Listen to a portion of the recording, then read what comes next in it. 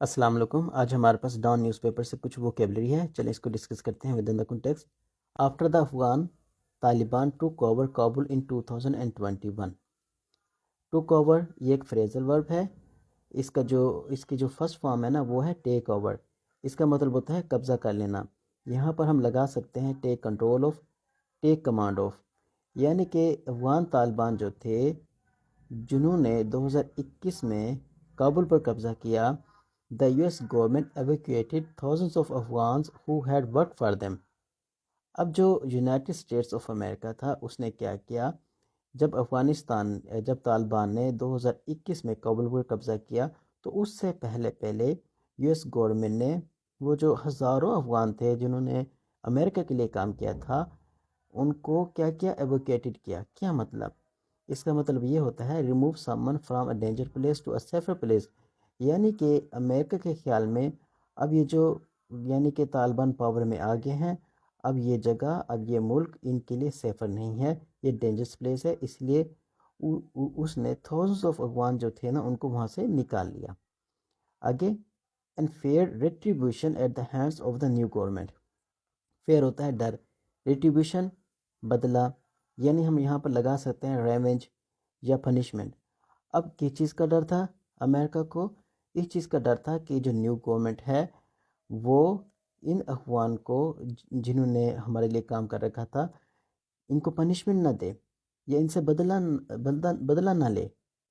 आगे देखें, रिपोर्टेडली कहा यह जाता है, मुख्तलिफ रिपोर्ट्स आई हैं, these Afghan nationals also faced action during the ongoing purge against illegal foreign nationals.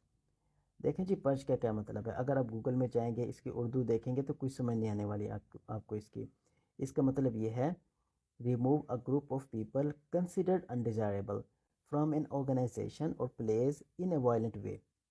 क्या मतलब, ऐसे लोग जो कि अनडिजायरेबल हों या जिनके बारे में ख्याल किया जाए कि वो ख़तरा हैं, उनको ऑर्गेनाइजेशन से या मुल्क से या उनकी जगह से निकाल दिया जाए। अच्छा, यहाँ पर मैं आपको बताता जाऊँ, द पर्ज के नाम से एक मूवी है, आप वो मूवी देखें, इंग्लिश में है, इंग्लिश में ही देखें। और उस मूवीज़ के मुख्तलिफ पार्ट हैं, यानी कि उसकी वो सीरीज़ में है। वो मूवी बहुत इंटरेस्टिंग है क्योंकि गवर्नमेंट क्या करती है, एक रात पर्ज के नाम से अनाउंस कर देती है कि इस रात आप जिसको मारें, जिसको कत्ल करें, कुछ भी करें, आपसे कोई पूछने वाला नहीं। अब उस रात को मुख्तलिफ लोग किस तरह यूटिलाइज़ करते हैं, कुछ लोगों से नफ़रत करते हैं। अब वो क्या करते हैं, वो उसको मारना चाहते हैं। अब इसमें ये भी है कि गरीब लोग अमीरों को मारना चाहते हैं, उनसे चीज़ें लूटना चाहते हैं। अब वो उस रात का इंतज़ार करते हैं, तैयारी करते हैं सब। अगर किसी के दिल में किसी के ख़िलाफ़ नफ़रत है तो वो भी उस रात तैयारी करता है कि मैंने इस बंदे को किस तरह मारना है। तो बड़ी इंटरेस्टिंग मूवी है। तो लोग अपने आप को सेव करने के लिए किस तरह से वेपन का यूज़ करते हैं। बहरहाल ये एक मूवी है, बड़ा इंटरेस्टिंग सा कंसेप्ट है। जो किसी को कोई पसंद नहीं तो उस रात वो उसको मारने के लिए फुल कोशिश करता है। तो अब ये मूवी देख सकते हैं। चलें अब दोबारा हम डिस्कस करते हैं अपना लेक्चर, किस तरह निकाला जाए, बड़े ही वॉयलेंट तरीके से निकाला जाए, मे भी उनको मार दिया जाए। बहरहाल यहाँ पर इसका मतलब ये नहीं, यहाँ पर इसका मतलब ये है, ये जो ऑन गोइंग पर्ज है ना, ये जो ऑन गोइंग कैंपेन है कि इलीगल फॉरेन नेशनल जितने भी हैं वो अपने मुल्क वापस चले जाएं। अब उस कैंपेन की ज़िद में वो अफगान भी आ गए जिन्होंने अमेरिका की हेल्प की। अब उनके ऊपर भी ये कैंपेन लागू हो गई है पाकिस्तान की तरफ से। तो अब हुआ क्या है, forcing the US officials to reach out to the Pakistani administration to address the issue.